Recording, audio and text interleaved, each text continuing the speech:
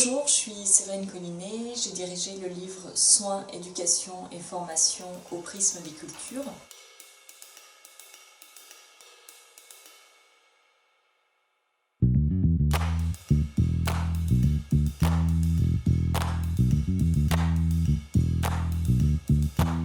Cet ouvrage est le fruit d'un travail collectif qui est organisé en 6 chapitres. Ces chapitres ont été écrits par des doctorants, des chercheurs et des professionnels du soin. Au cours de nos recherches antérieures, nous avons fait le constat que les secteurs d'activité, l'éducation, la formation et le soin étaient souvent cloisonnés.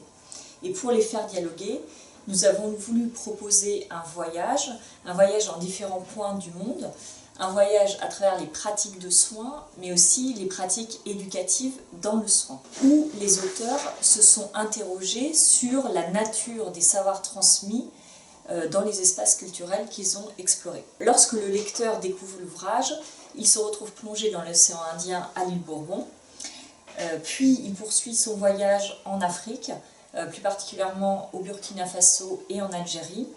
Le voyage se poursuit en Amérique du Sud, en Bolivie, et il s'achève en Europe et plus particulièrement en France. Cette démarche s'inspire de celle mise en place par Charlie Gardou dans son livre « Le handicap au risque des cultures ».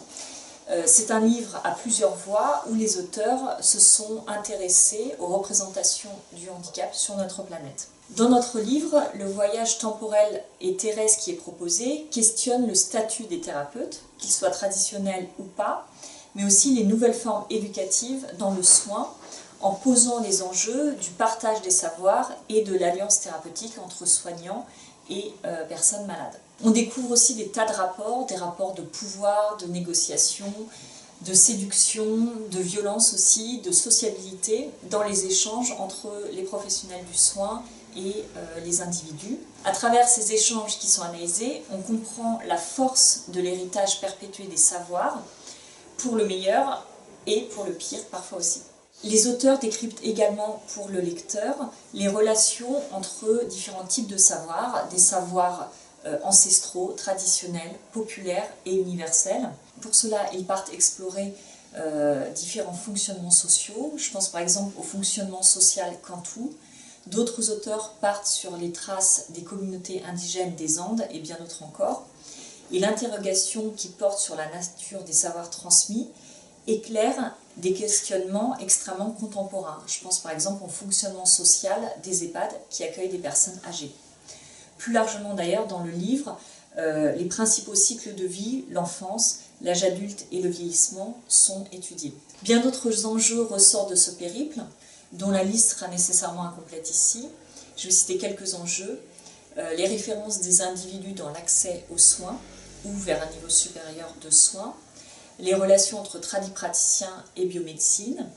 Je pense aussi au pouvoir d'agir, au changement de posture entre les prescripteurs de soins et les bénéficiaires, au travail coopératif et collaboratif entre soignants et sujets malades, mais aussi à la nécessité d'innovation, notamment dans les modes de régulation des systèmes de soins, avec tous les défis à relever pour les politiques de santé publique. À travers ces multiples enjeux, on en trouve un, peut-être ancien, peut-être pas si nouveau, et qui se présente finalement comme un trait d'union entre les histoires avec un grand H, un petit h et les continents, celui des sociétés apprenantes, pour reprendre l'expression notamment de Tadei.